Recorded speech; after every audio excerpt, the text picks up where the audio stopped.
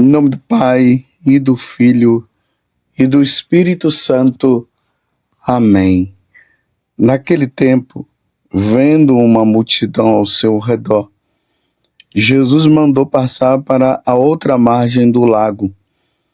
Então um mestre da lei aproximou-se e disse: Mestre, eu te seguirei aonde quer que tu vás.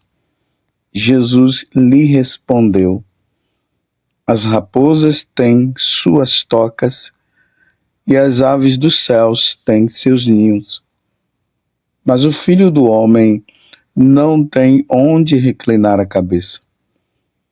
Um outro dos discípulos disse a Jesus: Senhor, permita-me que primeiro eu vá sepultar meu pai. Mas Jesus lhe respondeu: Segue-me e deixa que os mortos sepultem os seus mortos. Palavra da salvação. Glória a vós, Senhor. Meus irmãos e minhas irmãs, estamos no capítulo 8 do Evangelho de São Mateus, a partir dos versículos 18 até o 22. E percebam aqui, neste Evangelho, duas situações. Um mestre da lei que se aproxima e já vai dizendo: Mestre, eu te seguirei aonde quer que tu vás. E um outro, o discípulo, que vai dizer: Senhor, permita-me que primeiro eu vá sepultar meu pai. A resposta de Jesus para o primeiro é: as raposas têm suas tocas e as aves do céu têm seus ninhos, mas o Filho do Homem não tem onde reclinar a cabeça. O segundo, que é o discípulo, Jesus responde para ele: deixe que os mortos sepultem os mortos. Jesus diz: segue-me e deixe que os mortos sepultem os seus mortos. Qual é a questão que está em jogo aqui? Então nós precisamos primeiro ver que o primeiro é o mestre da lei.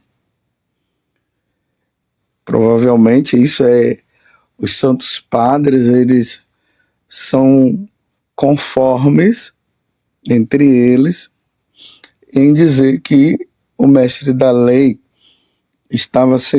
queria seguir Jesus por questões de lucro. Ele estava querendo se aproveitar de Jesus, vendo Jesus fazendo tantos milagres e tantas outras coisas. Ele viu uma oportunidade de, seguindo Jesus, ele poderia se tornar rico, ter muito prestígio, a vaidade iria tomar conta dele. Ele não tinha boa intenção de seguir, embora ele no pedido ele mostre assim um desprendimento muito grande, mas havia interesse da parte dele. Isso aí são vocações que no fundo não tem vocação. Muitas pessoas às vezes querem seguir Jesus por causa do lucro. Hoje, com o evento aí da internet, das redes sociais e tudo mais, tem pessoas que querem seguir Jesus para ter a fama, mas não é uma vocação real. Você vê que Jesus já vai dizendo para ele: o Filho do Homem não tem aonde repousar a cabeça. Ou seja, se você quiser me seguir, você não vai ter nada. É mais ou menos aquilo que aconteceu com o jovem rico. Na hora que Jesus falou para segui-lo, deixando tudo, o jovem rico não quis deixar as suas seguranças e foi embora. Já o segundo já é um que já está no segmento. Ele é um discípulo. Aqui está deixando bem claro, né? Um outro dos discípulos disse a Jesus. Aí ele já está seguindo, mas está demonstrando uma coisa. Mestre, deixa eu ir em casa para sepultar meu pai. Olha, aqui nós poderíamos observar a seguinte forma. Poderia ser que o pai houvesse morrido mesmo e ele teria que enterrar o pai, ou poderia ele estar numa situação assim, olha, eu já estou no segmento, mas eu preciso ainda cuidar do meu pai por um tempo, depois eu te sigo. Isso aqui é eu que estou falando dessa forma, né? Porque aqui dá para nós interpretarmos melhor esta situação. O segmento de Jesus é exigente e muito exigente. Quando se segue Jesus, a pessoa que tem realmente vocação, ela vai ter que fazer uma grande renúncia. E ela vai ter que deixar muitas coisas. Às vezes, ter que deixar bens materiais é até mais fácil. Mas, quando se trata de pessoas, aqui inclui afeto, aqui inclui relacionamento, aqui inclui questões voltadas à gratidão. Às vezes, tem pais que não deixam os seus filhos seguirem nosso Senhor, usando de chantagem emocional. Eu sou seu pai, eu sou sua mãe, eu fiz tudo por você, e agora você está indo seguir Jesus, está deixando tudo, está me deixando, e aquela coisa toda. Aí tem filhos que ficam divididos entre o chamado que Jesus está fazendo e o pai e a mãe que estão colocando empecilhos. E aqui não são pais assim que estariam doentes, que não teriam ninguém para cuidar. E é importante, meus irmãos, que a igreja, através das autoridades, ela não vai exigir que um jovem ou uma pessoa ela entre no seminário ou entre no convento, sendo que ele tem um pai, ele tem uma mãe e que já estão bem envelhecidos, estão doentes, não tem ninguém que cuide. Então os superiores aí, as superiores, não vão dizer assim, você vai ter que ficar aqui. Mas não, você precisa ir cuidar do seu pai e sua mãe, uma vez que não tem ninguém que cuide. Seria uma grande falta à caridade se alguém dissesse, não, você vai ter que ficar. Você vai ter que ficar aqui e seu pai mais sua mãe estão doentes, você deixa lá, outras pessoas vão ter que resolver. Não é bem assim. Aqui, Jesus está usando de uma metáfora para aqueles que têm vocação, e ele está chegando aqui a um extremo mesmo de dizer, olha, você está querendo voltar para casa por causa de afeto com seu pai, sua mãe, sendo que tem os seus irmãos que já cuidam. Estou entendendo? É uma resposta que o vocacionado, ou aquele que já está servindo ao Senhor, que já está num seminário, ou que já é sacerdote, ou que já é religioso ou religiosa, tem que dar. Não se pode ter apegos, principalmente aos familiares. O ir e salvar almas é muito mais importante do que um apego aos familiares. Claro que um pai e uma mãe que tem os seus filhos e é manipuladores não vai querer deixar o seu filho ou sua filha ir para o convento ou para o seminário, uma vez que eles são manipuladores. E olha, os pais que não deixaram seus filhos seguirem o caminho irão prestar contas a Deus desse ato, viu? O Catecismo da Igreja Católica diz que, no aspecto de vocação, os pais não podem mexer. Os filhos é que têm que decidir. Pelo contrário, os pais devem incentivar. Vai, meu filho, vai, minha filha. E eu conheço tantas pessoas, tanto de um lado como do outro, que vivem essas situações. Filhos que, na verdade, estão apegados e não querem ir, e os pais estão dizendo, vai, meu filho, vai, minha filha. E o contrário, o filho que quer ir, mas o pai e a mãe impedem. Eu queria que você fosse médico, eu queria que você fosse advogado, eu queria que você estivesse no mundo aí da internet, nesses trabalhos aí, e agora você está querendo ir para o seminário, você está querendo ir para o convento, você é um mal agradecido. Aí veja a chantagem emocional. Você é um mal agradecido. Eu fiz tudo por você. E agora você não vai permitir que o meu sonho se realize. Não, meus irmãos. O sonho que nós devemos fazer e realizar é o de Deus.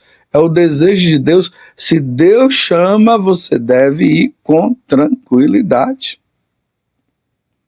E aí nós vemos alguns exemplos de santos que, mesmo os pais não querendo, eles eram de menor, eles esperaram chegar à idade ali adulta, e quando eles chegaram à idade, a essa idade, eles disseram, agora eu tenho que ir, meu pai, agora eu tenho que ir, minha mãe. E o pai e a mãe ali dizendo, não vai, ele disse, não, eu tenho que ir, porque há um chamado maior dentro de mim. Como tiveram outros que, infelizmente, não entraram, porque os pais realmente conseguiram manipular e não permitiram e acabaram não indo. Mas aqui no Evangelho também é o que nós vemos. Aqueles que querem voltar por apego. Eu vou ter que voltar, eu tenho que estar com a minha família, e aquela coisa toda, e Jesus está dizendo, segue-me. Tem almas para você salvar, eu preciso de você para você salvar almas. E a vocação, meus irmãos, a vida religiosa, a vida missionária, a vida sacerdotal, é algo nobre. Imagina nós, meros seres humanos, aonde Deus nos chama para salvar almas. Para salvar almas. É para uma missão, vamos dizer, sobrenatural. As profissões que tem por aí é para este mundo, são realizações para este mundo. A vocação, a vida religiosa, a missionária, a sacerdotal, é para a vida eterna. E quando o vocacionado ele entende isso, mesmo com o coração sangrando, porque na verdade eles queriam sim estar com seus pais, eles queriam sim estar com a família, mas sangrando e diante de um impulso e de um amor muito grande a nosso Senhor, eles vão, se entregam.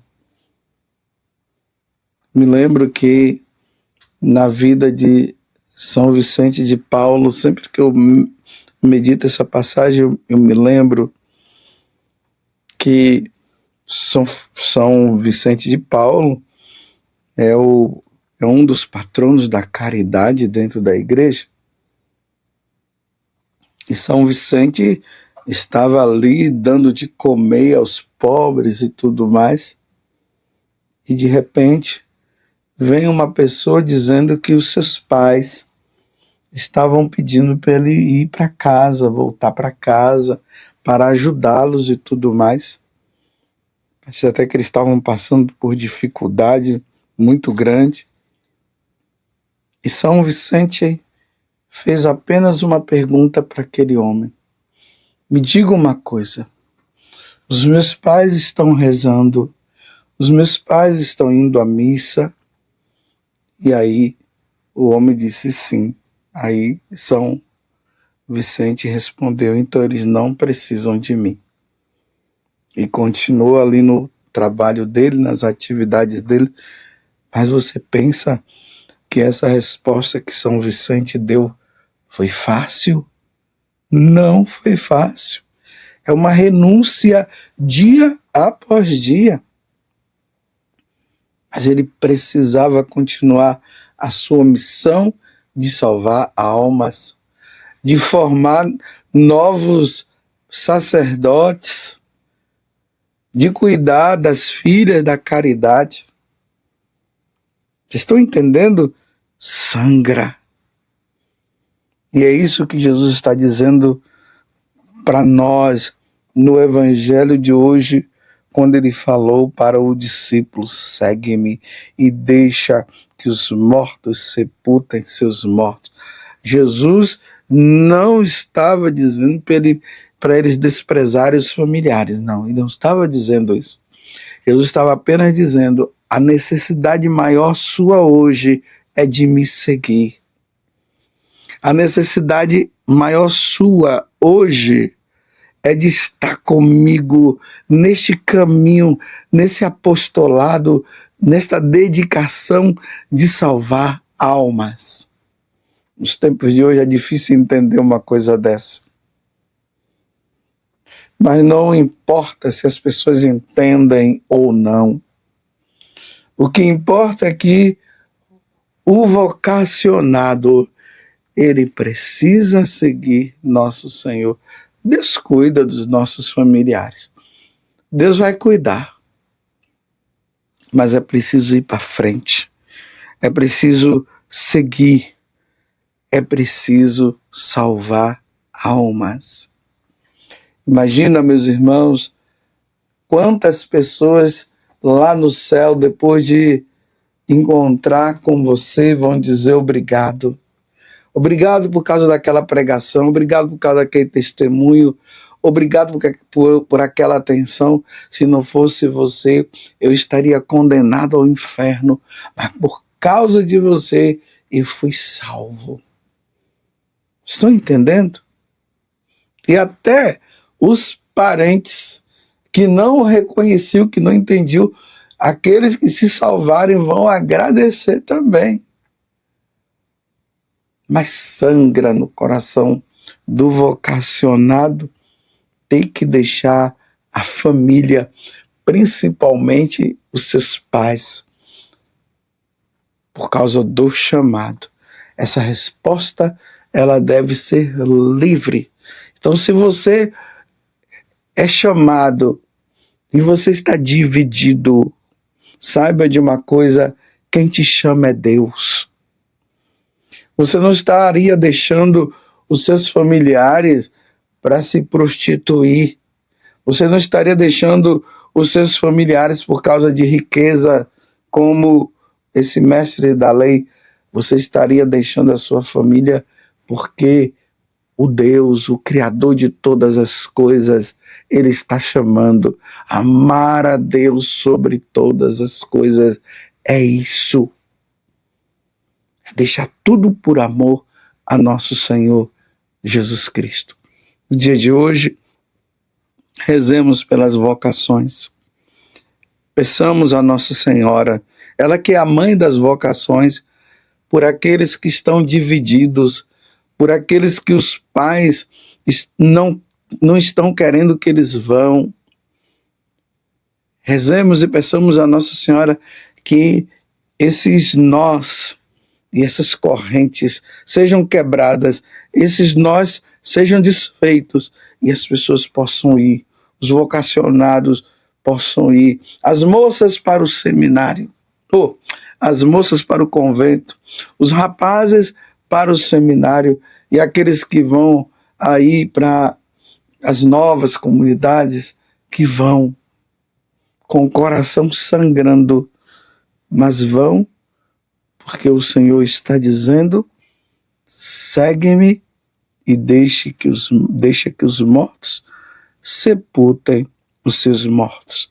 Louvado seja nosso Senhor Jesus Cristo, para sempre seja louvado, e a sua mãe Maria Santíssima, e desça sobre você a bênção do Deus Todo-Poderoso, Pai, Filho e Espírito Santo. Amém. Em nome do Pai, e do Filho, e do Espírito Santo. Amém.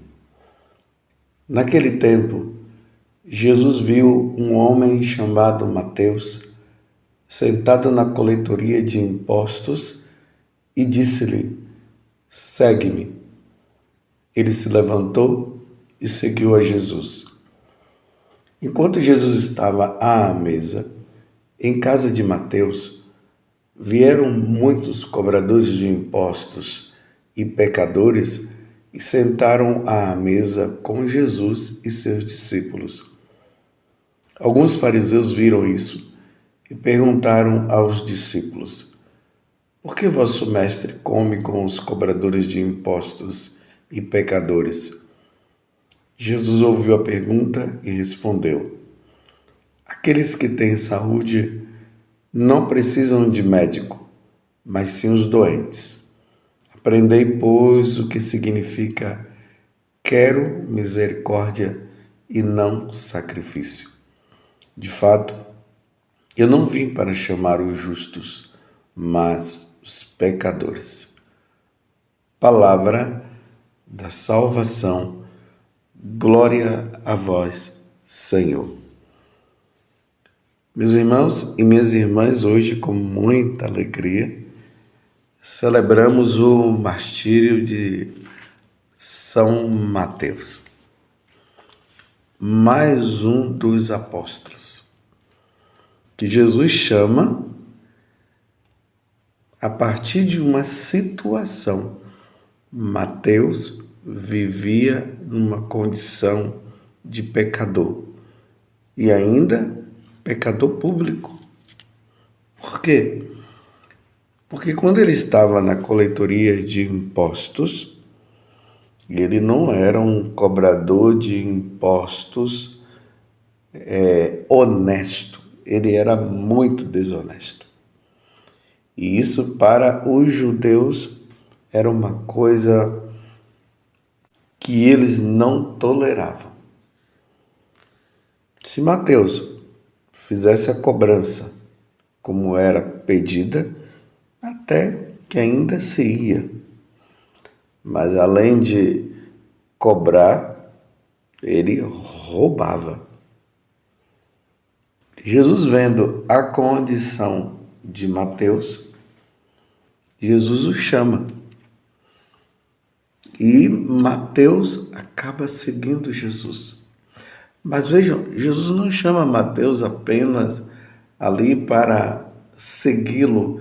Jesus tinha a preocupação de salvar Mateus.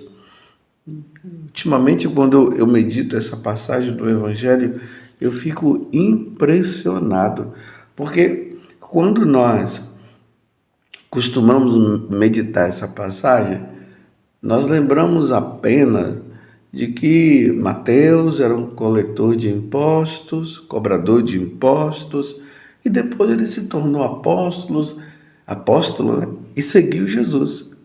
E aí nós ficamos ali, ele se tornou apóstolo, ele se tornou apóstolo. Mas existe uma coisa muito mais importante do que ele ter se tornado apóstolo. O mais importante foi que Jesus salvou a alma de Mateus. Compreendeu? Jesus salvou a alma de Mateus. Esta atitude de Jesus salvar a alma de Mateus fez com que Mateus também chamasse os outros cobradores de impostos, os outros pecadores que estavam ali na mesma situação. Ele compreendeu que a vida daqueles homens era uma vida perdida. Ele convida, faz uma grande festa com o pretexto de que Jesus estivesse lá, então ele convida Jesus para Jesus falar as mesmas coisas para aqueles cobradores de impostos e para aqueles pecadores, para que eles se convertessem também. Agora, essa atitude os fariseus não compreendiam, porque eles eram tão orgulhosos, tão donos de si, eles que se achavam os santos, os irrepreensíveis, e os outros pecadores, e eles não se misturavam com os pecadores. Então eles chamam a atenção deles mesmo a atitude de Jesus. Então eles vêm e perguntam, mas vem cá, por que vosso mestre come com os cobradores de impostos e pecadores? É interessante que eles não tiveram nem coragem de perguntar para Jesus, porque eles deveriam era perguntar para Jesus, a pergunta para os discípulos. Jesus ouve e Jesus fala, então, olha, eu quero dizer uma coisa para vocês. Aquele que tem saúde não precisa de médico, mas sim os doentes. Aprendei, pois, o que significa quero misericórdia e não sacrifício. De fato, eu não vim para chamar os justos, mas os pecadores. Que veja a missão de nosso Senhor Jesus Cristo. A missão de Jesus era de salvar os pecadores. Aonde houvesse uma situação, aonde estivesse alguém, pessoas, numa atitude de perder a alma, Jesus estava lá. Porque na primeira vinda de nosso Senhor Jesus Cristo, ele veio para nos salvar. O pecado original nos colocou numa situação de perda da nossa alma. Se morrêssemos, iríamos todos para a condenação eterna. Mas Deus, na sua infinita misericórdia, querendo nos salvar, ele envia Jesus e Jesus vai ao encontro dos pecadores. Então ele veio ao encontro de todos nós, porque nós estávamos numa condição, como eu acabei de dizer, de perder a nossa alma. Então, quando lá no Evangelho de São Lucas, ali no primeiro capítulo, quando o anjo Gabriel ele vem e pergunta a Nossa Senhora se ela queria ser a mãe de Jesus, a mãe de Deus, né? A mãe de nosso Senhor Jesus Cristo, porque é a segunda pessoa da Santíssima Trindade. Ali deixa bem claro que a missão de Jesus era de salvar, de nos salvar, salvar todos. Ele veio para nos salvar. Até o nome Jesus quer dizer isso, Deus salva. Jesus não tinha outro pensamento a não ser nos salvar. Então Jesus não estava no meio dos pecadores para fazer uma convivência com os pecadores. Jesus não estava ali com os pecadores apenas para, sei lá, dizer somos todos filhos de Deus e cada um pode continuar na sua vida. Não, Jesus veio salvar. Jesus veio fazer proselitismo, que consiste justamente em mostrar para aquelas pessoas que estão numa atitude errada que elas precisam se converter, elas precisam mudar de vida. A primeira pregação de Jesus foi essa: convertei-vos e crede no Evangelho. Foi isso que Jesus falou. Os tempos chegaram. E uma vez que os tempos chegaram, convertei-vos, mudem de vida, saiam dessa situação de pecado e creiam no Evangelho. Aí depois, quando ele morre, e aí acontece a redenção nossa, quando ele morre, oferecendo-se em sacrifício, e ao terceiro dia ele ressuscita, e é justamente ali na cruz que acontece a reconciliação, e ali abre a porta do céu, quando Jesus diz: Pai, em tuas mãos eu entrego o meu espírito, mas antes ele havia dito: não leveis em conta os pecados do povo, Pai, perdoai-lhes. Então ali acontece a abertura do céu para nós. Ao terceiro dia ele ressuscita, fica 40 dias com os apóstolos, e Mateus estava ali no meio. E aí Jesus diz para os apóstolos, quando ele está prestes a voltar para a casa do Pai: ide por todo mundo e pregai o evangelho a toda criatura. Quem crê e for batizado será salvo. Quem não crê já está condenado. Isso é proselitismo. É levar o outro à consciência de que ele precisa mudar de vida. A pregação de Jesus foi essa: convertei-vos e crede no Evangelho. E aí ele fala para os apóstolos a mesma coisa. Todos os povos, porque agora os povos que não haviam conhecido Jesus, eles precisavam conhecer a pessoa de nosso Senhor Jesus Cristo, porque ele é o caminho, a verdade e a vida, e ninguém vai ao Pai se não for por meio dele. Então ele manda os apóstolos vão para os povos que estavam servindo aos deuses estranhos. Esses deuses estranhos são deuses, né? Até mesmo, você vê que eu estou falando no plural, né? Deuses. E esses deuses é com D minúsculo. Eles estavam servindo aos deuses da cabeça deles, criação deles. Eles criaram os deuses próprios. Não era o Deus único e verdadeiro.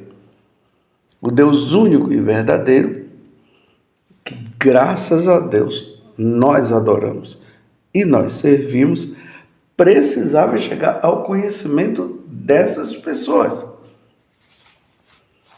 Senão eles não iriam se salvar. Então os apóstolos vão pregar, anunciar. Eles pregam, eles anunciam, com a vida eles mostram o verdadeiro sacrifício. Porque os pagãos tinham os seus sacrifícios, eles faziam os oferecimentos dos sacrifícios dele, mas não era ao Deus verdadeiro, ao Deus único. Eles não ofereciam a Santíssima Trindade. Não, o sacrifício não era de Deus na pessoa de Jesus Cristo, que oferece o sacrifício pela nossa redenção. Eles ofereciam aos deuses deles. Compreende? E aí São Paulo, ele vai dizer, né, que como é que as pessoas elas vão se converter se não houver quem pregue. Está entendendo, meus irmãos? Isso era uma preocupação de São Paulo. Ele dizia, ai de mim se eu não evangelizar, está na carta aos Romanos, ai de mim se eu não evangelizar. Mas como é que as pessoas vão crer se não houver quem pregue? Então, o anúncio do evangelho, ele precisa acontecer. Agora, isso incorre em perigo? Corre. Pode ser que o fato de pregar o evangelho a um povo que está lá com as suas crenças, com os seus deuses, pode ser que isso cause problema. E esse problema pode incorrer em processos, prisões e até morte, como hoje, na comemoração de São Mateus. Isso aconteceu com ele, por isso que nós estamos revestidos de vermelho, comemorando o quê? O martírio de São Mateus, porque isso foi muito caro para a vida mortal dele. Ele acabou morrendo por pregar o evangelho. Porque o evangelho ele não pode ser acorrentado, ele não pode ser amordaçado. Por isso que a missão de ser apóstolo, hoje nós podemos dizer a missão de ser bispo, a missão de ser sacerdote, diácono, de ser missionário, religioso, religiosa, não é fácil. Deus nos chama para pregar o evangelho e isso pode incorrer em processos, mortes, prisões e morte. E isso porque causa um problema numa religião que já está instituída, mas é uma religião pagã, porque toda a religião que não é cristã, que não é católica, é pagã. E os pagãos precisam se converter ao evangelho, se converter a Jesus Cristo, porque Jesus Cristo é a boa nova. Se eles não se convertem, eles não se salvam. Então, às vezes, essa história de nós somos todos irmãos. Sim, nós somos todos irmãos. Claro, enquanto criação de Deus, nós todos somos, sim, irmãos. Mas nós só nos tornamos filhos de Deus. Isso aqui precisa ficar bem claro. Nós só nos tornamos filhos de Deus quando nós nos convertemos a nosso Senhor Jesus Cristo. Quando nós nos convertemos à Santíssima Trindade. E a conversão ela vai consistir em quê? No batismo. Porque antes do batismo nós fazemos a renúncia. A renúncia aos deuses pagãos, às religiões pagãs. Renunciamos a Satanás. Hoje está aí o satanismo crescendo. Nós renunciamos a Satanás e nos voltamos agora para nosso Senhor Jesus Cristo. Aí nós somos batizados. E através do batismo, nós nos tornamos cristãos. E nos tornando cristãos, nós nos tornamos filhos. Aí sim, o batismo nos torna filhos de Deus por adoção. Porque filho de Deus, primogênito, ou seja, único, é Jesus. Jesus é o Filho de Deus, Filho do Pai. Mas por meio de Jesus, pela morte de Jesus na cruz, e aí nós somos sepultados no batismo, aí no batismo nós ressuscitamos e nos tornamos filhos adotivos. Então, aqueles que não são batizados e que estão nas religiões pagãs, e é importante isso, religiões pagãs porque não são cristãos, porque não adoram a Santíssima Trindade, não foram batizados, esses não são filhos de Deus enquanto filhos adotivos por meio de Jesus Cristo. Então não tem direito à eternidade no céu, não tem direito a ir para o céu, não vai ter direito a contemplar a Santíssima Trindade. O único direito que tem é ir para o inferno. Você compreende? Foi isso que aconteceu. Jesus, então, quando ele dá essas respostas para os fariseus, ele está dizendo assim: eu vim para salvar os pagãos. Esses doentes aqui, que ele faz essa metáfora do médico que cuida do doente, ele está dizendo, aqueles que estão nas falsas religiões, eles são pagãos. Eles são os doentes. Jesus é o médico que salva na cruz. Então ele veio para os pagãos. E para acontecer isso, ele precisava falar. Por isso que ele começa a dizer: convertei-vos e crede no Evangelho. Por isso que Jesus contava as parábolas, ele falava do reino dos céus. Ele chamou aquela mulher, lá no capítulo 4 do Evangelho de São João, a samaritana, que vivia na prostituição. E ele salvou aquela mulher, tanto que, diante da salvação que Jesus deu para ela, ela foi chamar os samaritanos vieram e creram também em Jesus. Assim, aquela prostituta, ou melhor, aquela mulher adúltera, no capítulo 8 do Evangelho de São João, que Jesus não a condena, mas diz: olha, de agora em diante não peques mais, viu? Eu não te condeno, ou seja, agora ele salva, mas se ela continua no pecado, na vida errada, ela não iria se salvar. Por isso que Jesus fala: não peques mais. Eu não te condeno agora, mas se você continuar nesse pecado, você vai ser condenada. Então não peques mais. Eis a missão dos apóstolos. Se os apóstolos, se os bispos e nós sacerdotes não tivermos como missão salvar a alma do outro, não teria motivo nenhum ser bispo e não teria motivo nenhum ser padre, diácono e muito menos religioso e religiosa.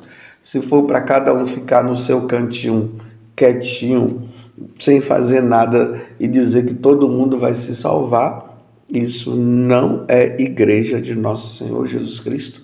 Isso não é ser seguidor de nosso Senhor Jesus Cristo, porque Jesus veio para salvar as almas e ele enviou os apóstolos a salvar almas. Então é preciso pregar. É preciso anunciar, usar de todos os meios, Facebook, Instagram, as mídias sociais, o sistema de televisão para salvar almas. Louvado seja nosso Senhor Jesus Cristo, para sempre seja louvado, e a sua mãe, Maria Santíssima. Em nome do Pai, e do Filho, e do Espírito Santo. Amém. Naquele tempo, disse Jesus aos seus discípulos: Ficai atentos, porque não sabeis em que dia virá o Senhor. Compreendei bem isso. Se o dono da casa soubesse a que horas viria o ladrão, certamente vigiaria e não deixaria que a sua casa fosse arrombada. Por isso, também vós ficai preparados, porque na hora em que menos pensais, o Filho do Homem virá. Qual é o empregado fiel e prudente que o Senhor colocou como responsável pelos demais empregados para lhe dar alimento na hora certa? Feliz o empregado cujo Senhor o encontrar agindo assim, quando voltar. Em verdade vos digo, ele lhe confiará a administração de todos os seus bens. Mas, se o empregado mal pensar, meu senhor está demorando, e começar a bater nos companheiros, a comer e a beber com os bêbados, então o senhor desse empregado virá no dia em que ele não espera e na hora em que ele não sabe. Ele o partirá ao meio e lhe imporá a sorte dos hipócritas. Ali haverá choro e ranger de dentes. Palavra da salvação. Glória a vós, Senhor. Meus irmãos e minhas irmãs, estamos agora no capítulo 24, do versículo 42 a 51 do Evangelho de São Mateus. Diante desta parábola, essas duas parábolas que Jesus fala para explicar o que ele está querendo nos dizer, fiquemos atentos a essa primeira frase, que até mesmo que Jesus nos diz: ficai atentos, porque não sabeis em que dia virá o Senhor. Ficai atentos. Nós que dirigimos, nós sabemos muito bem que no semáforo, quando ele fica amarelo, ele está dizendo: ficai atentos. Olha, não dá mais para ultrapassar não, para o seu carro. É assim. Ficai atentos. Porque é um grande risco a pessoa passar com o sinal já amarelo. Que pode causar algum problema, pode causar algum acidente. Então, ficai atentos. É isso que Jesus está dizendo. Ficai atentos para quê? Ficai atentos porque o Senhor prometeu que ele virá na segunda vez. Jesus veio a primeira vez para colocar a casa em ordem. Vou explicar melhor. Depois do pecado de Adão e Eva, o mundo ficou numa desordem muito grande. O paraíso terrestre era uma ordem, era uma harmonia muito grande. Uma harmonia com Deus, com os animais, com as plantas, com tudo. Era uma harmonia. O pecado causou uma desarmonia. O homem já não tinha um bom relacionamento com Deus. Você vê lá no capítulo 4 do livro do Gênesis, Caim que mata o seu irmão Abel e mata por inveja. E aí nós vamos vendo os homens pecando contra Deus. Tanto que no livro do Gênesis, no capítulo 6, lá vai dizer que Deus até se arrependeu de ter criado o homem.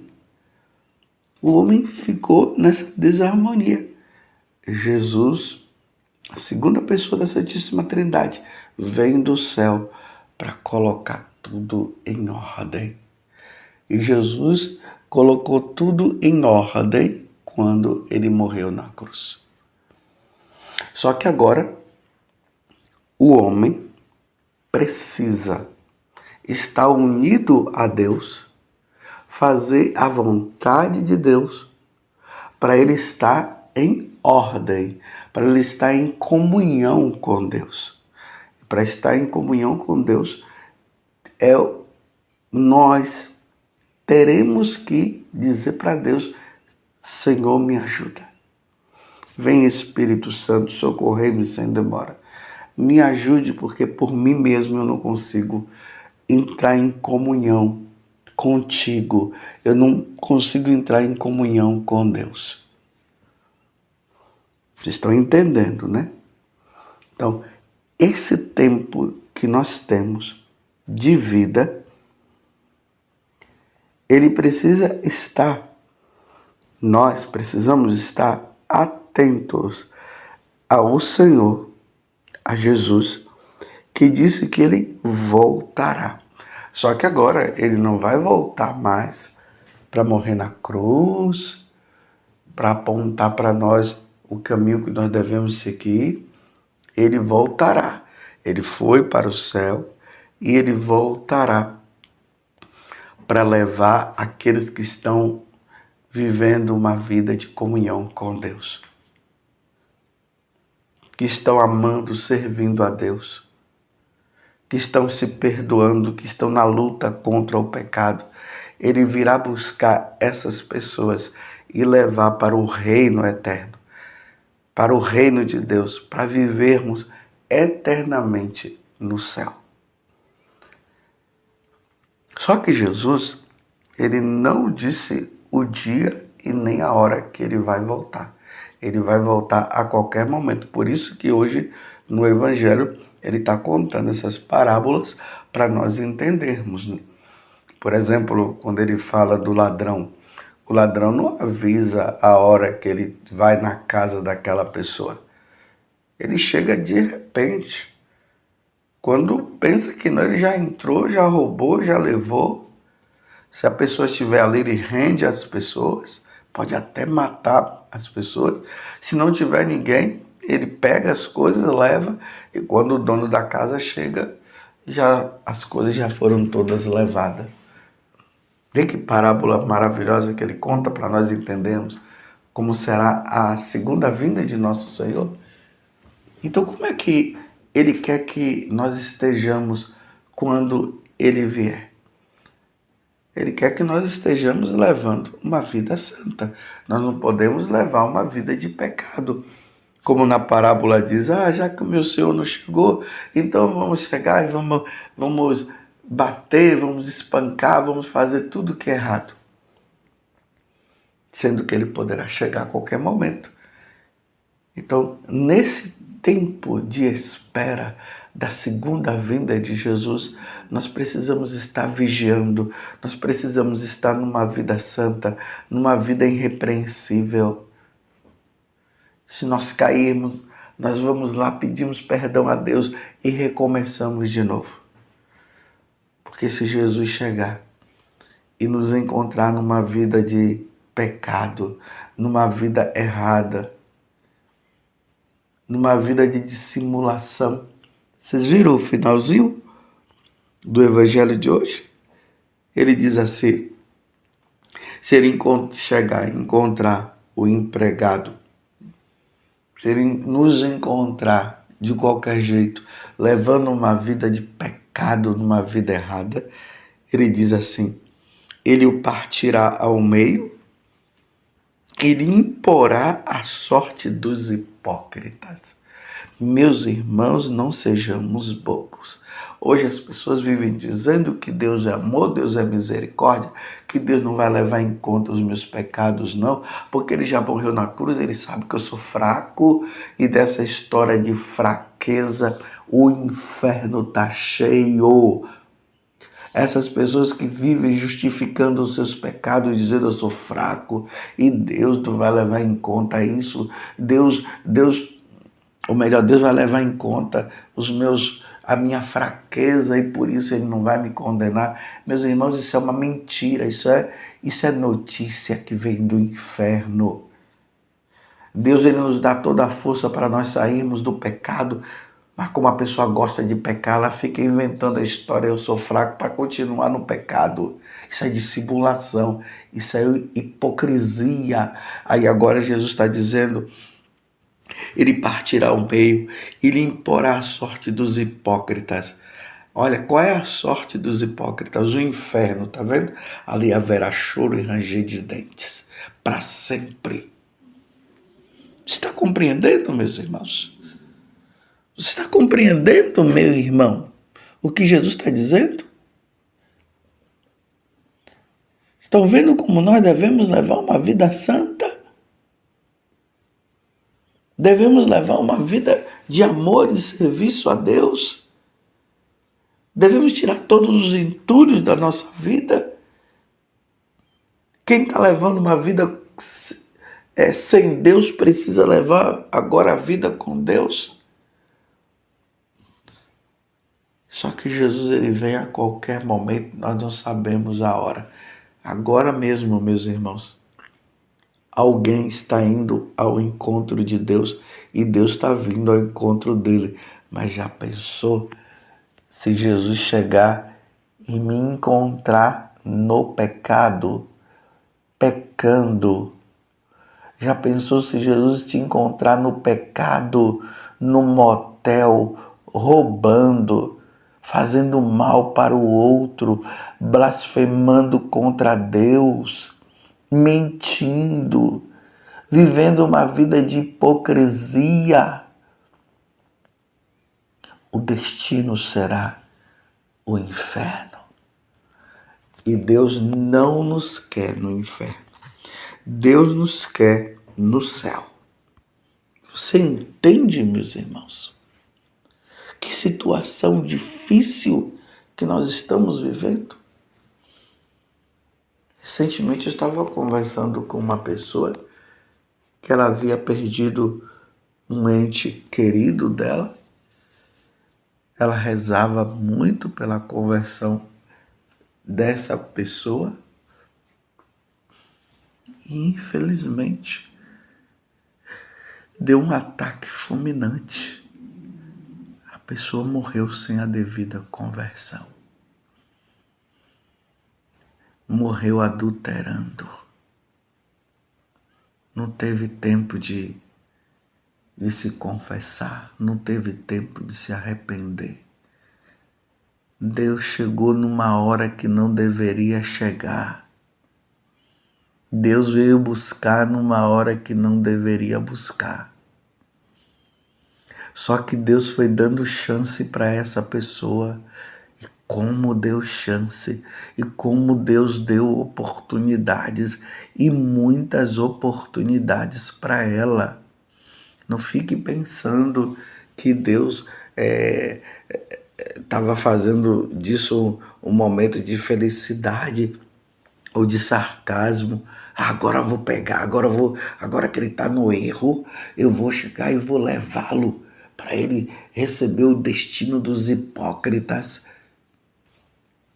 Ali onde haverá choro e ranger de dente, agora eu vou pegar. Não, meus irmãos.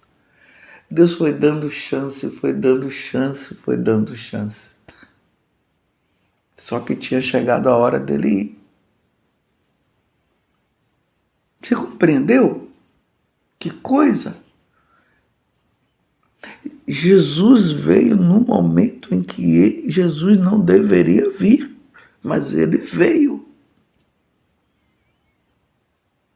E Jesus levou essa pessoa no pecado. Agora não venha com a história, né? Aí nós vamos justificar agora. Deus é misericórdia, Deus é amor, mas mesmo assim naquele momento ele se arrependeu e tal. Eu não estou julgando essa pessoa. Eu só estou dizendo que ela morreu pecando. Ela estava no adultério. Jesus veio no momento que ele não deveria vir, mas ele veio. Jesus não poderia ter dado mais um tempo, ainda mais que aquela outra estava rezando pela conversão dela, mas Jesus respeitou a liberdade. Ele não quis mudar. Essa pessoa não quis mudar.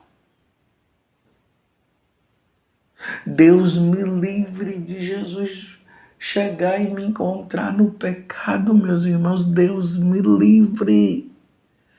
Nossa Senhora me ajuda.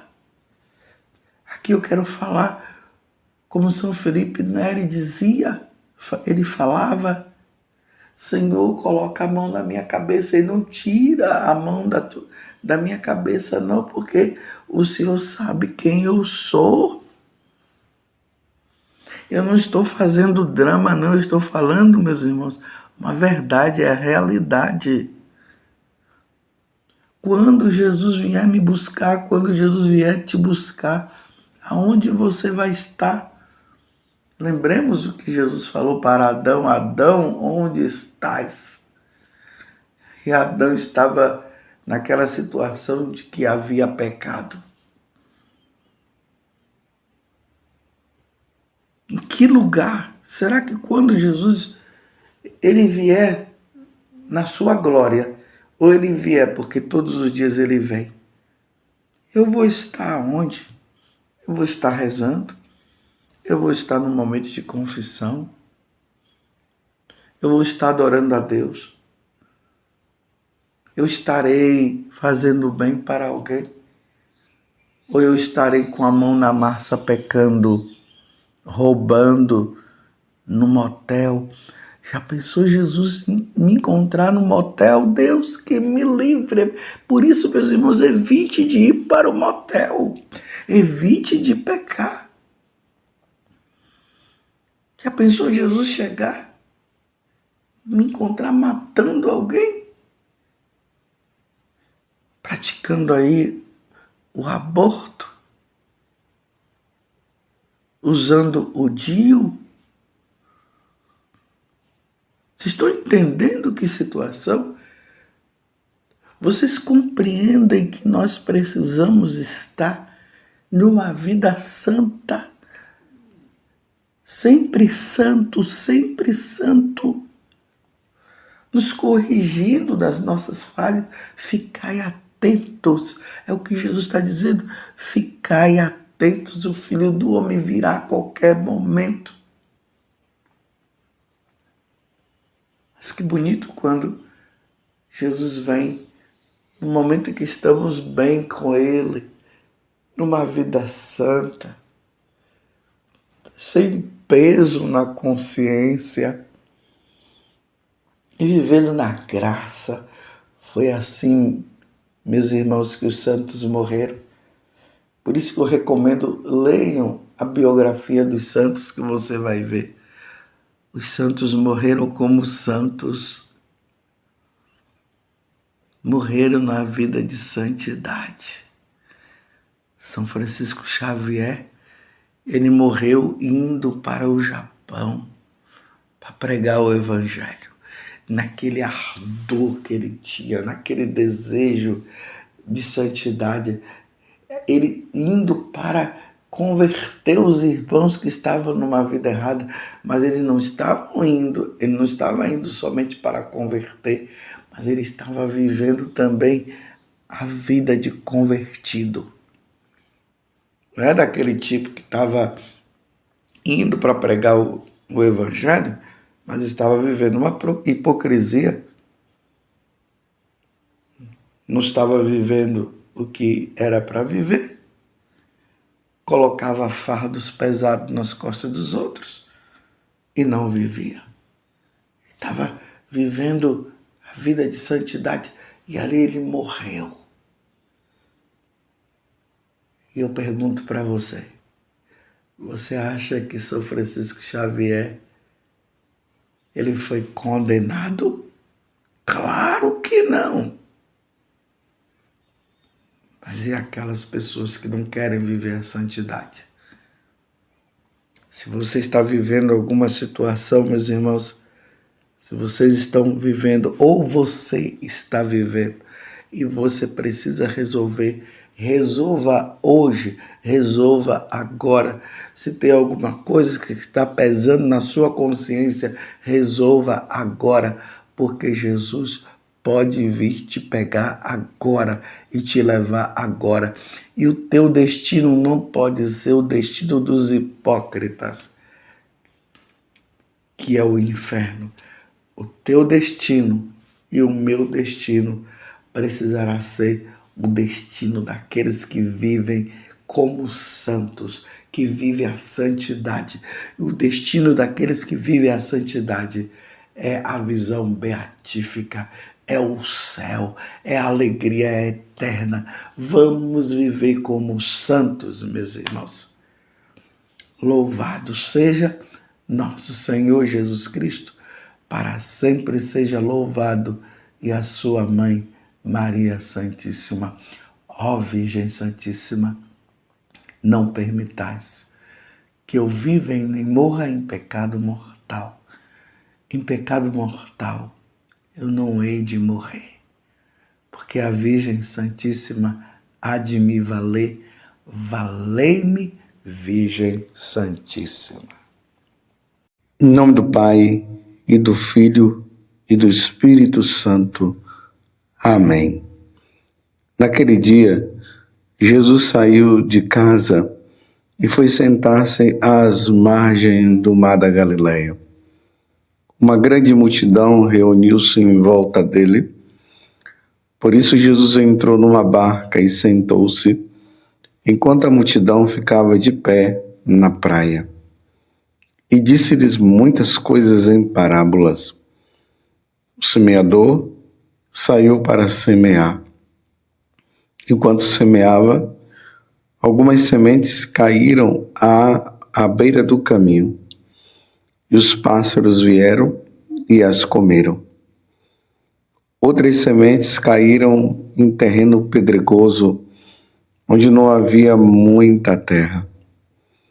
As sementes logo brotaram, porque a terra não era profunda, mas, quando o sol apareceu, as plantas ficaram queimadas e secaram, porque não tinham raiz. Outras sementes caíram no meio dos espinhos. Os espinhos cresceram e sufocaram as plantas. Outras sementes, porém, caíram em terra boa e produziram à base de 100, de 60 e de 30 frutos por semente. Quem tem ouvidos, ouça. Palavra da salvação. Glória a vós, Senhor. Meus irmãos e minhas irmãs, entramos agora no capítulo 13 do Evangelho de São Mateus, e aí vai do versículo 1 até o 9. Esse capítulo 13 do Evangelho de São Mateus é caracterizado pelas parábolas.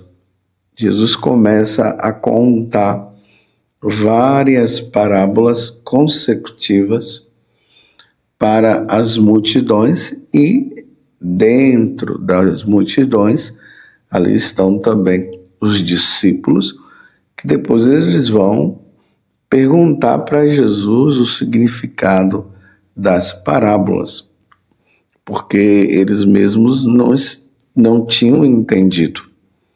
E era necessário também que eles entendessem, uma vez que eles iriam pregar a boa nova. Note uma coisa, que Jesus começa a falar em parábolas, porque os fariseus, os doutores da lei, as autoridades religiosas daquele tempo já estavam com o propósito de matar Jesus. Esses dias eu falei para vocês que Jesus começou a sair ali de Jerusalém, e ele ia ali para as margens do mar da Galileia, ou melhor, ali, ele ia ali mais para baixo, para o deserto, E às vezes ele ia também lá para a Galiléia para ficar um pouco afastado dessas autoridades que já tinham tido o firme propósito de matá-los. Vocês se lembram que eu havia dito que eles, depois que Jesus fez aquela cura do homem de mão seca, eles disseram: vamos matar. Estavam já projetando isso. E como não havia chegado também o momento de Jesus morrer, o que é que Jesus fez? Ele começou também a falar por meio de parábolas. Ele se afastou um pouco, como eu acabei de dizer, porque ele ainda precisava preparar bem os apóstolos e também levar a boa nova para os outros, até que chegasse a hora de ele se entregar livremente para se oferecer em sacrifício por nós, pela salvação de toda a humanidade. Então, a primeira parábola que Jesus vai contar é a parábola da semente, que você acabou de ouvir. Depois que Jesus conta a parábola, ele vai explicar essas parábolas para os apóstolos. Mas, de antemão, o que nós devemos guardar no coração é que essa semente, assim Jesus vai dizer, que essa semente é a palavra que entra no nosso coração. Então, a partir ali do versículo 18, Jesus vai explicar: ouvi, pois, o sentido da parábola do semeador. Quando um homem ouve a palavra do reino e não a entende, o maligno vem e arranca o que foi semeado no seu coração. Este é aquele que recebeu a semente à beira do caminho. O solo pedregoso em que ela caiu é aquele que acolhe com alegria a palavra ouvida, mas não tem raízes, é inconstante. Sobrevindo uma tribulação ou uma perseguição por causa da palavra, logo encontra uma ocasião de queda.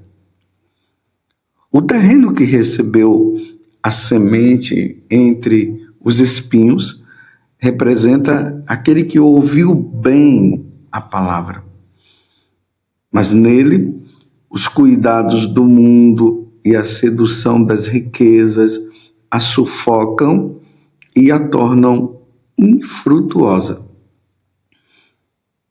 A terra boa semeada é aquele que ouve a palavra e a compreende e produz frutos 100 por 1, 60 por 1 e 30 por 1. Vocês estão entendendo agora o sentido que Jesus vai dar em relação a essa palavra?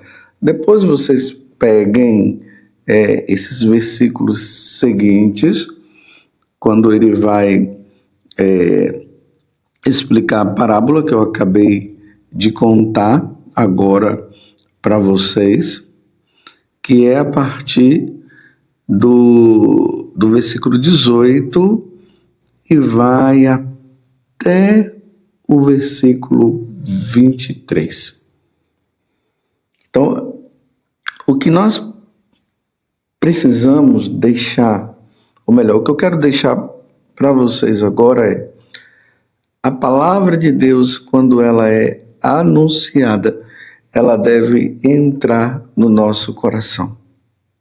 Mas Satanás, ele vai fazer de tudo para que essa palavra de Deus não cresça e não dê frutos dentro de nós. Lá no capítulo 10 do Evangelho de São João, versículo 10, lá Jesus deixa bem claro que o ladrão, que é o maligno, ele vem nos roubar, destruir-nos e matar-nos, ou seja, ele quer nos tirar de Deus. E uma vez que nós sabemos que Deus é Deus, aí nós colocamos dentro do nosso coração que, pelo fato de nós estarmos com o Senhor, nós não vamos passar por nenhuma tribulação, nós não vamos passar por nenhuma dificuldade. Então Jesus está dizendo aqui que o demônio, ele vai fazer com que nós, nos momentos de dificuldades e tribulações, nós venhamos a abandonar Deus que nos fala. E Ele quer nos falar justamente para nos salvar. Ele vai nos seduzir, mostrando que as coisas do mundo, elas são melhores do que do que as coisas divinas. Ainda mais que as coisas divinas estão relacionadas mais pelo lado da nossa fé, estão relacionadas mais à nossa vida espiritual. As coisas do mundo, elas são visíveis. As divinas são invisíveis. E a tendência nossa é nos voltar mais para o que é visível do que o invisível. Mas é a palavra que nos salva.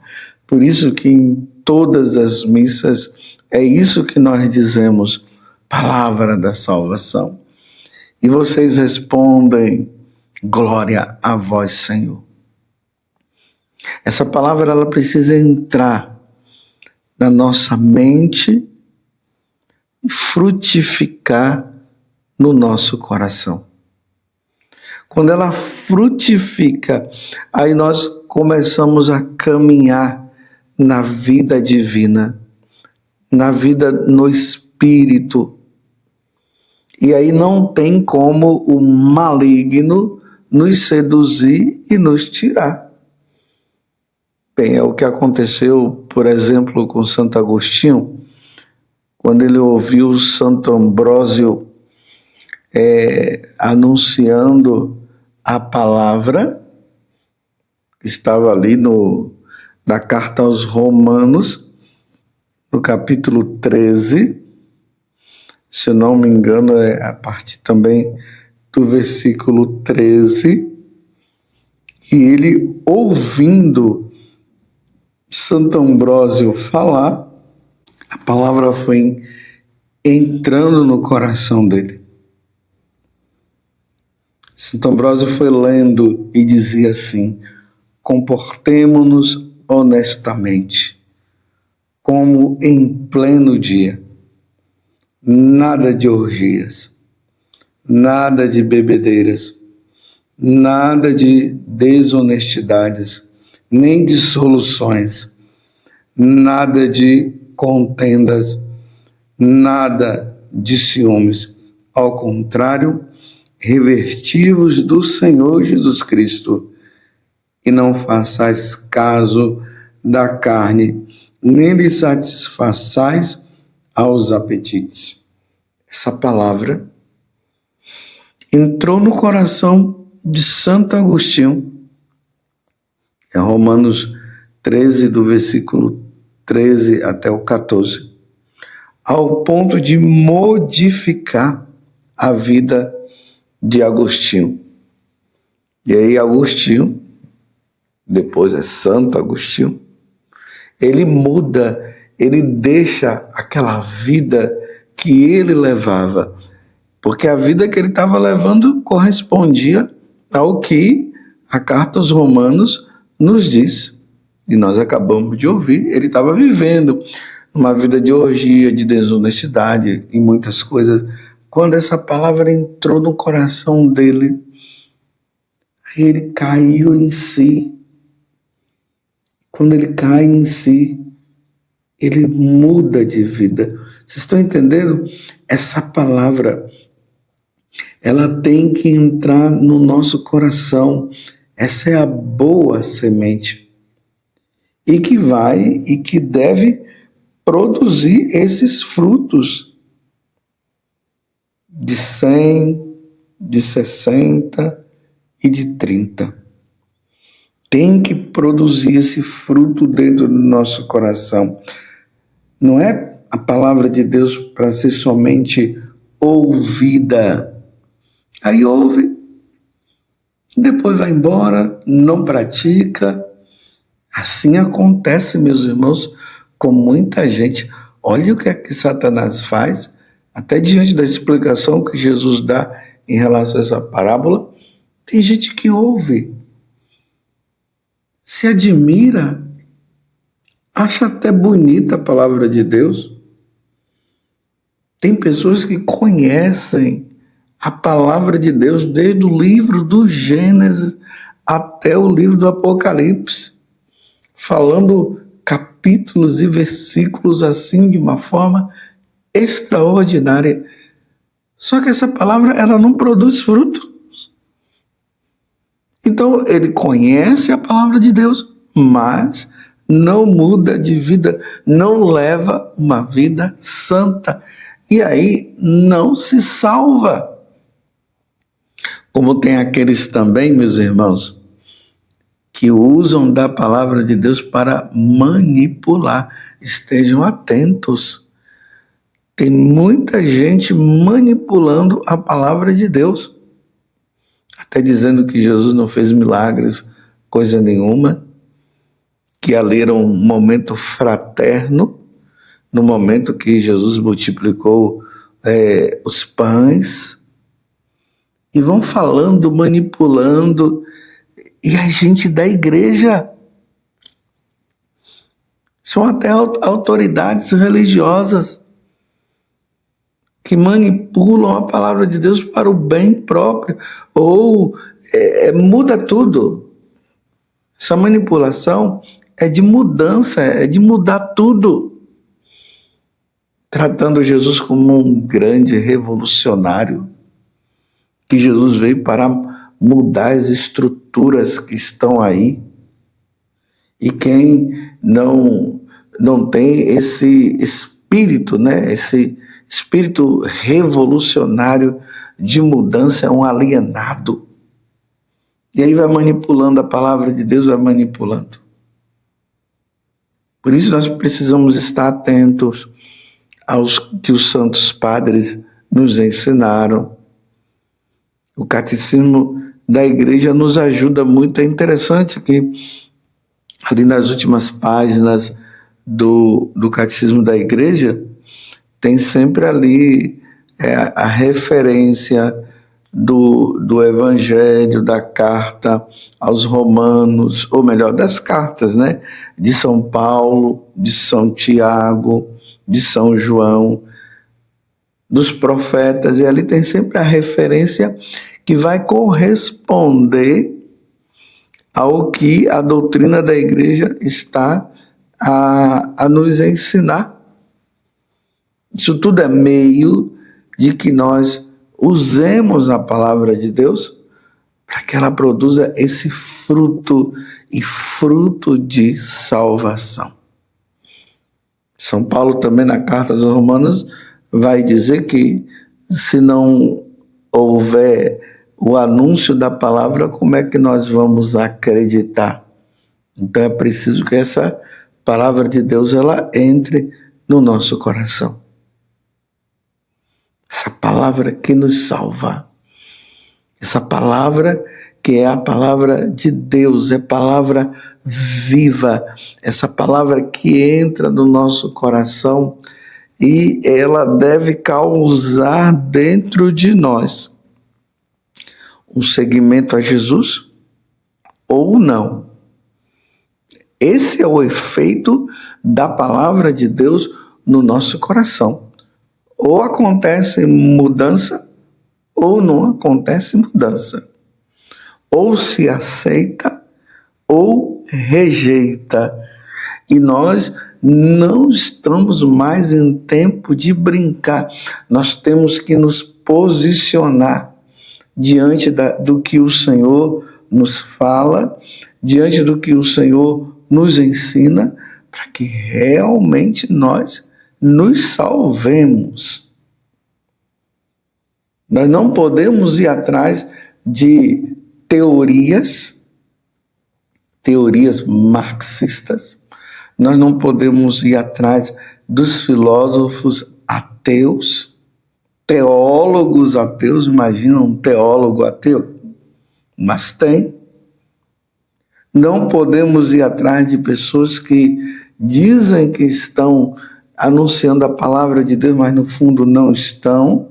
Nós não podemos ir, nós temos que estar firme nesta palavra do Senhor que nos salva.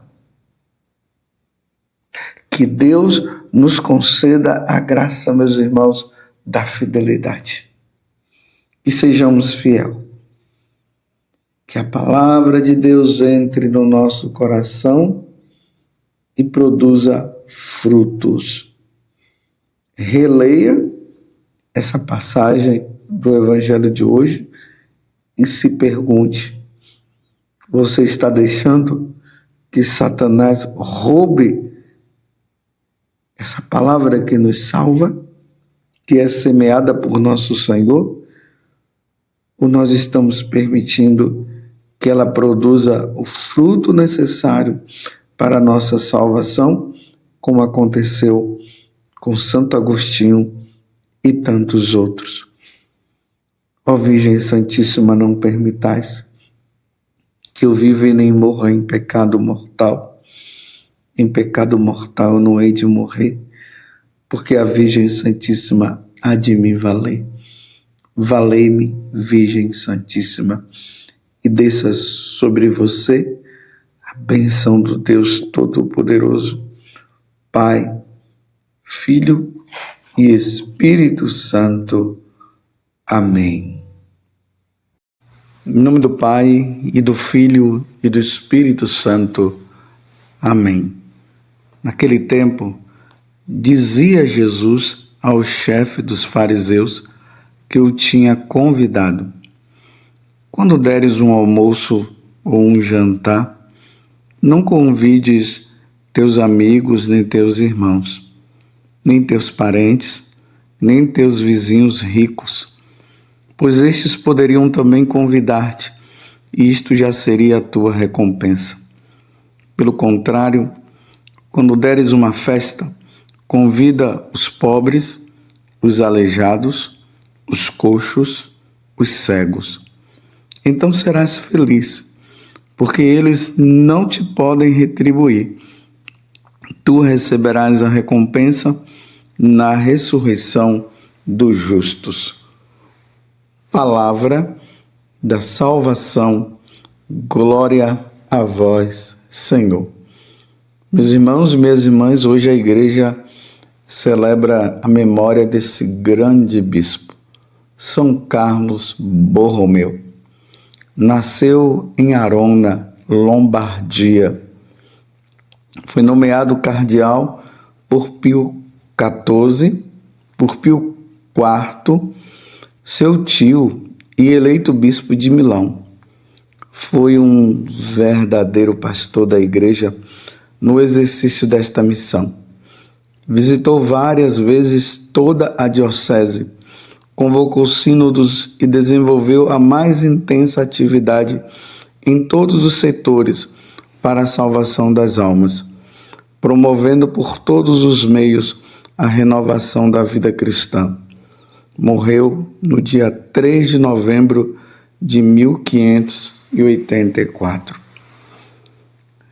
O evangelho de hoje está em São Lucas, capítulo 14, do versículo 12 até o 14.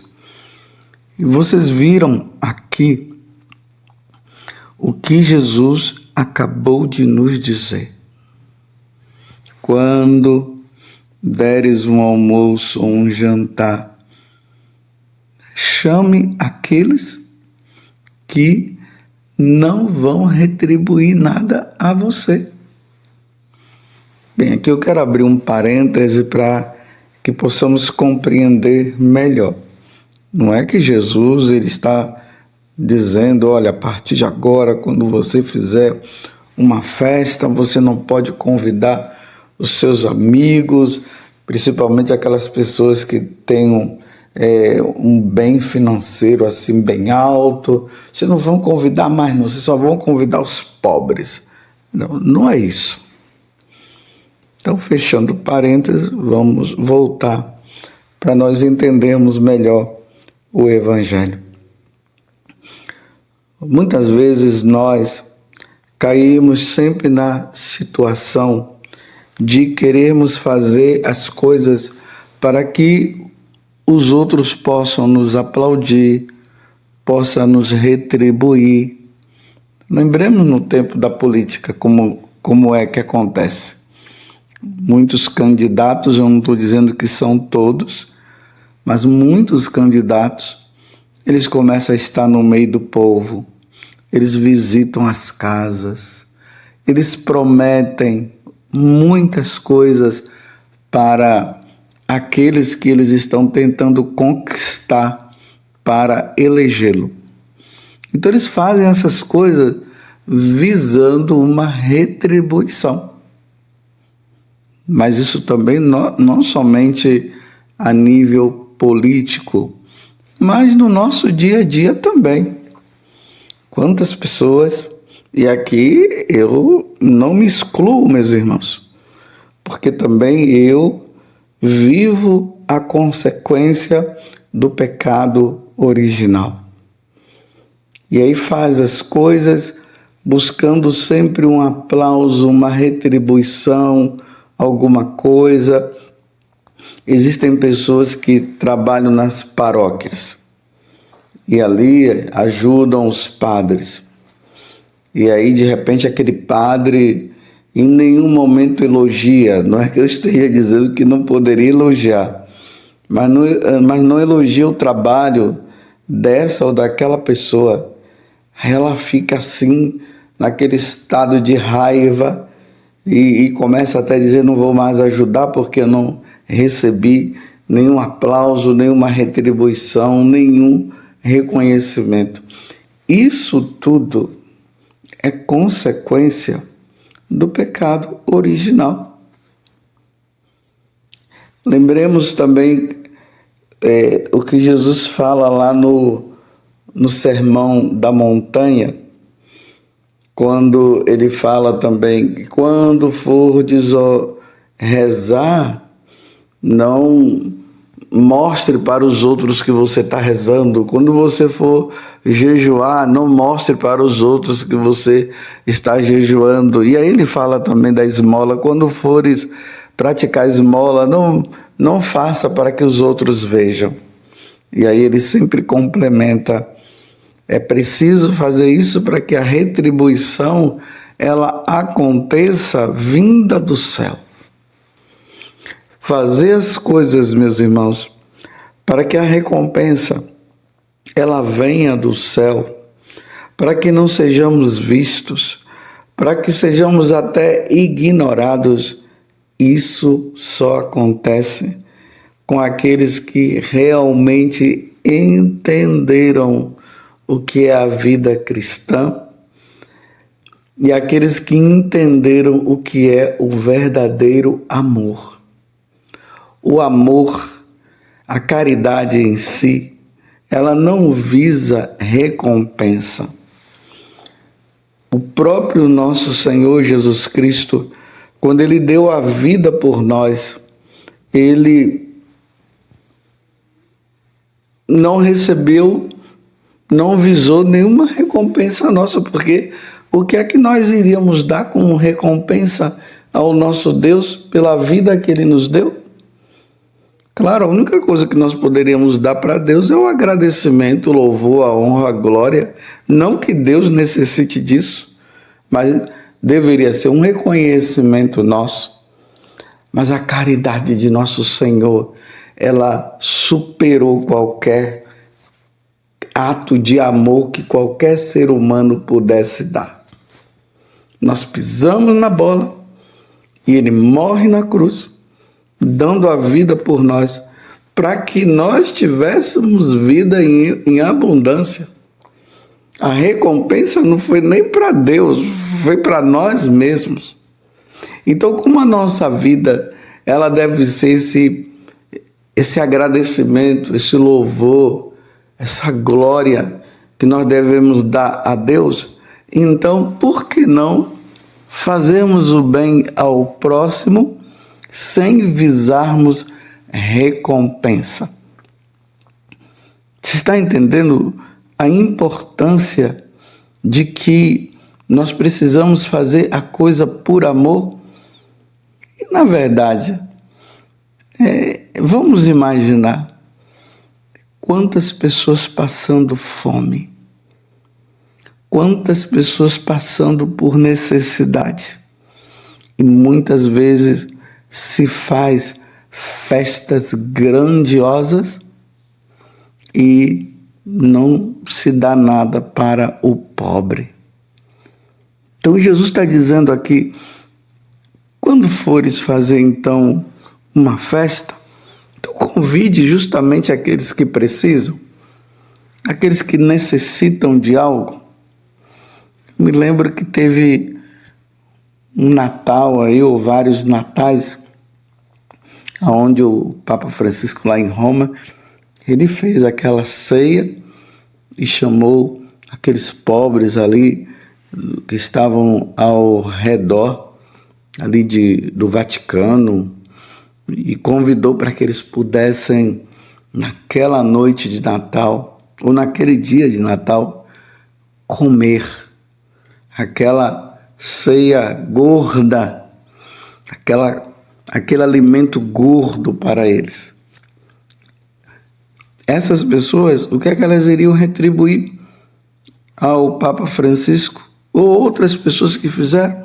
A única coisa que elas iriam dizer é que Deus o abençoe, que Deus o retribua muito mais. O que o pobre dá de retorno para quem ajuda a eles é sempre essa bênção. Que Deus te abençoe, que Deus retribua muito mais a você. Assim que é a única coisa que o pobre pode dar às pessoas que o ajudam. E aí Jesus está dizendo que nós iremos receber uma grande retribuição que Deus nos dará lá na eternidade.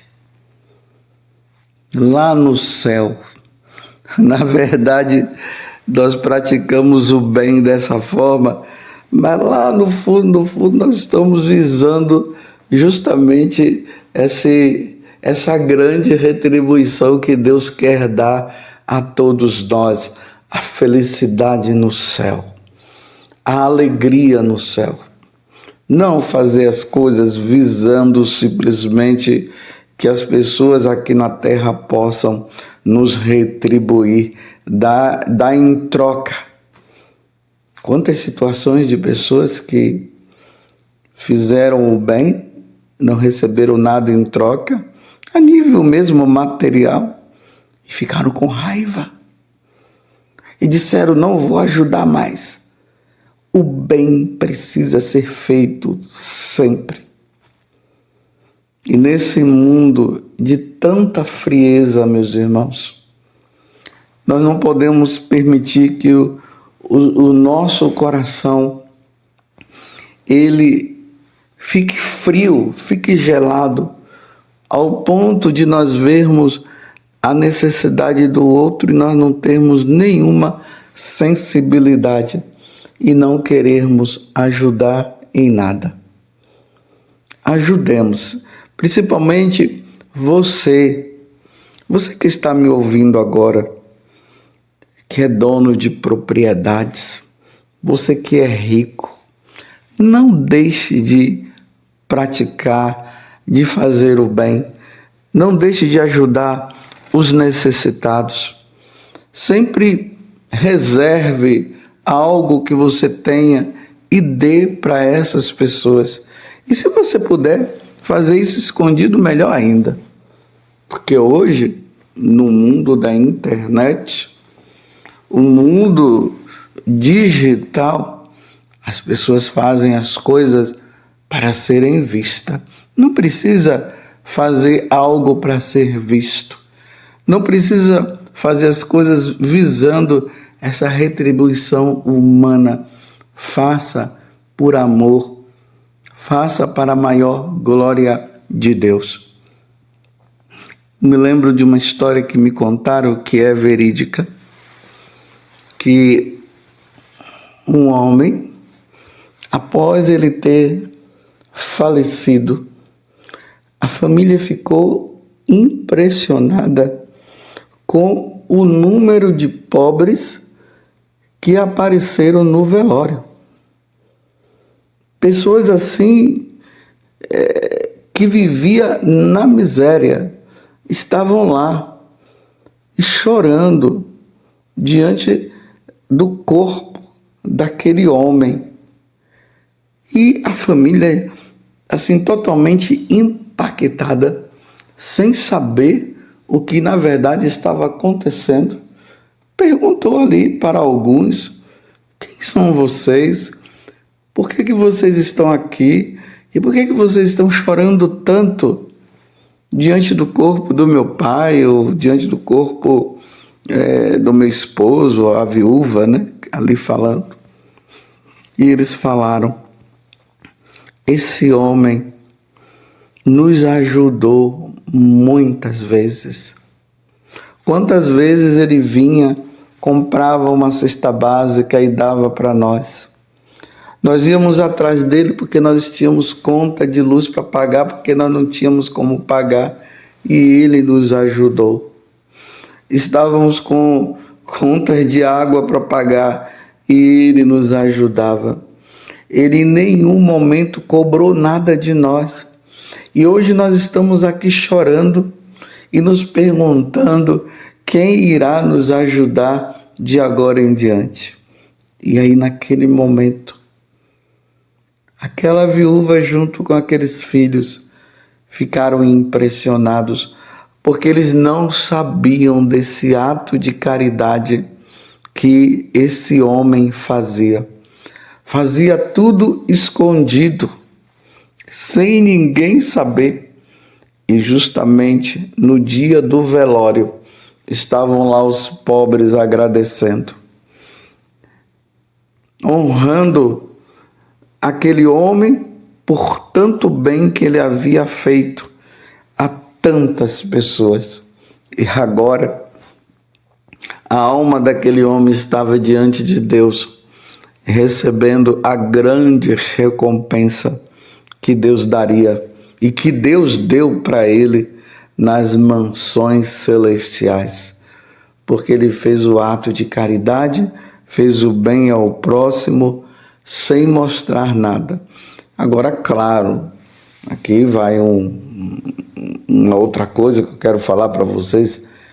De repente você está lá fazendo algo de bem, de bom, não está fazendo para ninguém ver, mas de repente um amigo seu vê, mas não tem problema, fique em paz.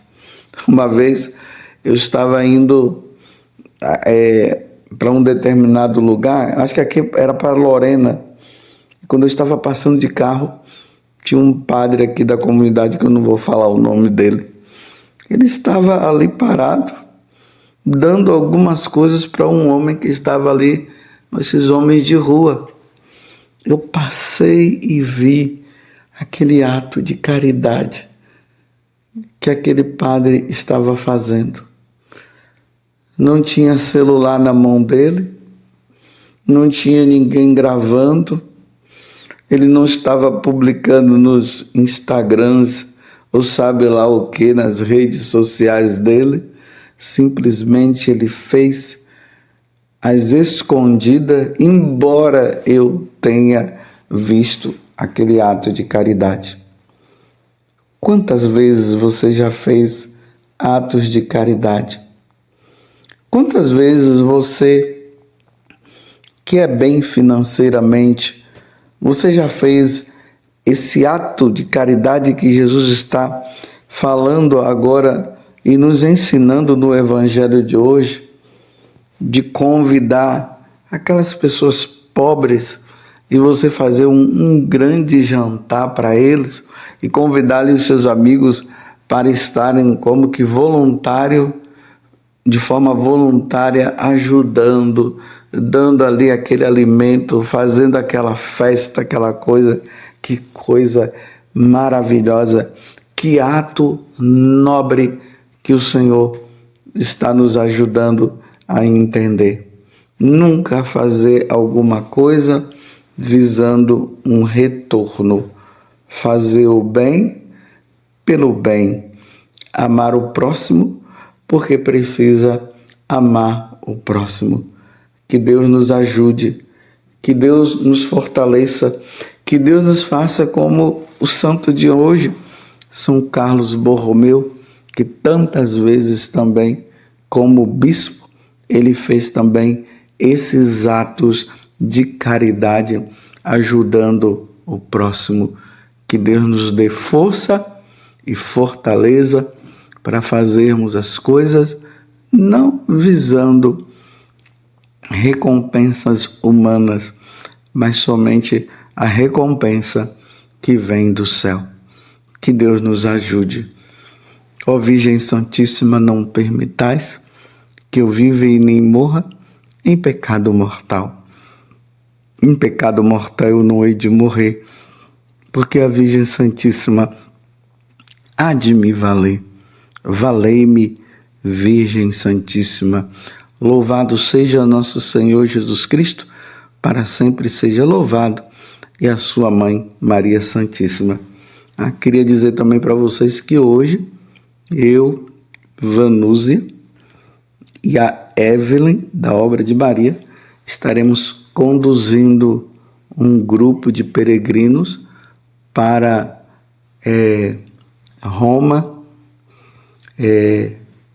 Polônia e Medjugorje.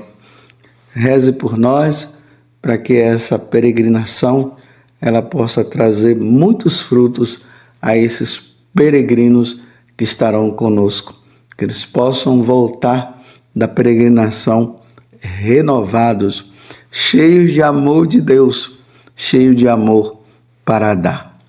E desça sobre você a bênção de Deus Todo-Poderoso, Pai, Filho e Espírito Santo. Amém.